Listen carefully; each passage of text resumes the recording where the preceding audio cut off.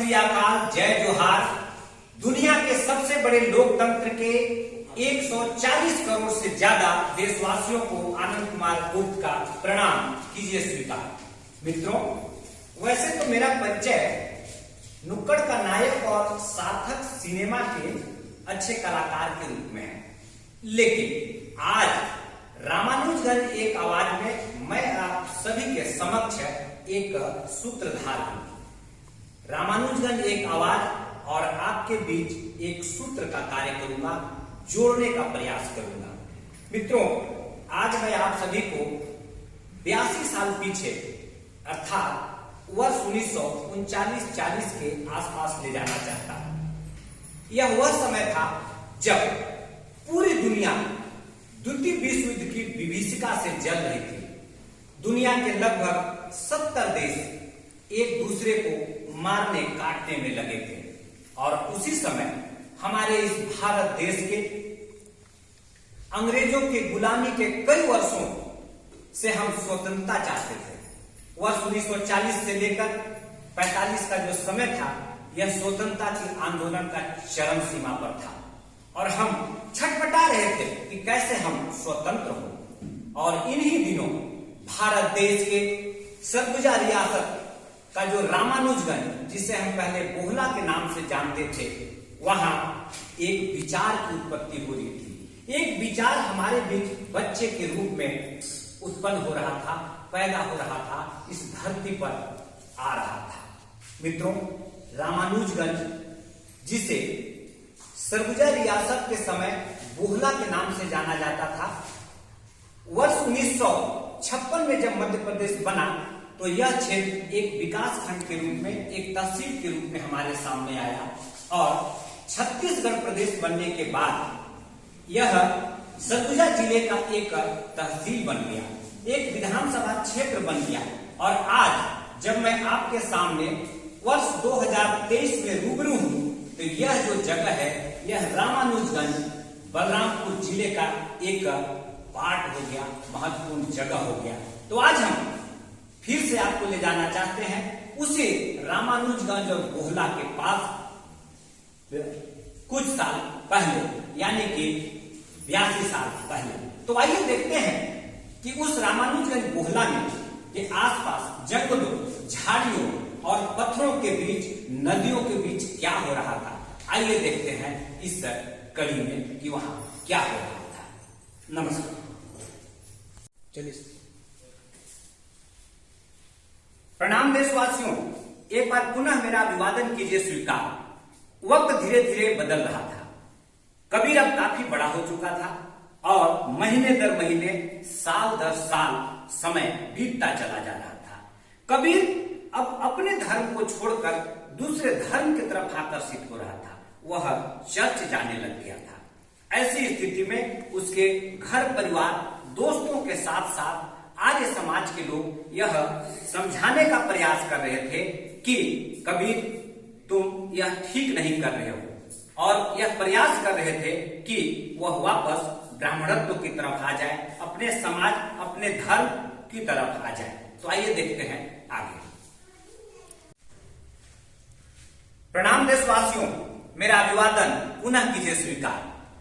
कबीर का जीवन इसी तरह आगे तेजी से बढ़ रहा था।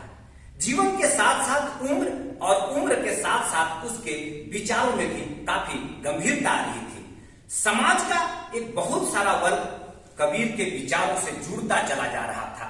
उसकी चर्चा और उसके विचार पूरे देश में फैलने लग गया था और इन्हीं सब समय के बीतते बीतते कबीर अपने दोस्तों के साथ, अपने मित्रों के साथ ज्ञान यज्ञ केंद्र की स्थापना करता है। तो आइए देखते हैं आगे।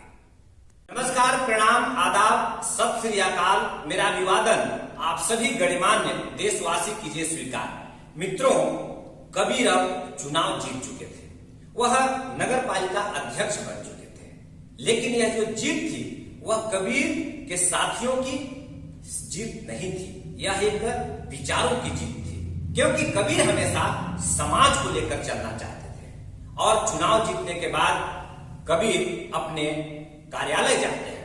कार्यालय जाने के बाद मुख्य नगर पालिका अधिकारी उनका स्वागत करते हैं, अभिनंदन करते हैं और उनके अधिकार और कर्तव्य भी बताते हैं। तो आइए हम आगे देखते हैं कि अध्यक्ष के रूप में कबीर किस तरह से अपना काम करते हैं।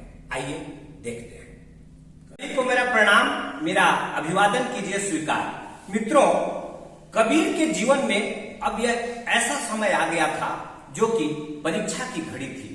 कबीर अपने जीवन में अपने परिवार का उत्तरदायित्व निभा रहा था, अपने सहयोगियों के साथ ज्ञान यज्ञ केंद्र को, विचारों को आगे बढ़ा रहा था। वह समाज को लगातार जोड़ने का प्रयास कर रहा था। लेकिन जीवन में कभी कभी ऐसी परिस्थिति आ जाती है कि जो न चाहते हुए भी करना पड़ता है, और कुछ ऐसी ही स्थिति कबीर के सामने आ गया। अब कबीर एक चुनाव लड़ रहा था, तो तमाम परिस्थितियों को देखते हुए यह तय किया गया कि इस नगरपालिका चुनाव में कबीर चुनाव लड़ेगा, और वह इसकी घोषणा करता है और चुनाव लड़ता है। एक तरफ जहां कबीर के सहयोगी चाहते हैं कि कबीर चुनाव जीते और नगर का, समाज का विकास करे, वहीं कबीर के विरोधी यह चाहते हैं कि वह चुनाव न जीते और खासकर उसका सहपाठी जगत। आइए देखते हैं इस चुनाव में आखिरकार क्या होता है। क्या समाज के लोग कबीर को पसंद करते हैं? क्या विचारों की जीत होती है या आज की गंदी पॉलिटिक्स की? आइए देखते हैं। Camera roll.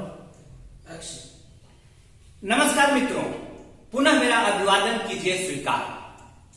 रामानुजगंज में जो कबीर की व्यवस्था चल रही थी, उससे कबीर बहुत दुखी था। यहां की सरकार और सरकारी कर्मचारियों के अंदर घुसे हुए भ्रष्टाचार की जड़ें इतने नीचे तक चली गई थी, जिसे हटा पाना, जिसे मिटा पाना बहुत मुश्किल था। यूं कहिए कि यह भ्रष्टाचार की जड़ एक सागर की तरह था, जिसे कोई सुखा नहीं पा रहा था। और इसी कारण से कबीर अपने ज्ञान यज्ञ केंद्र को बेचकर दिल्ली चला जाता है।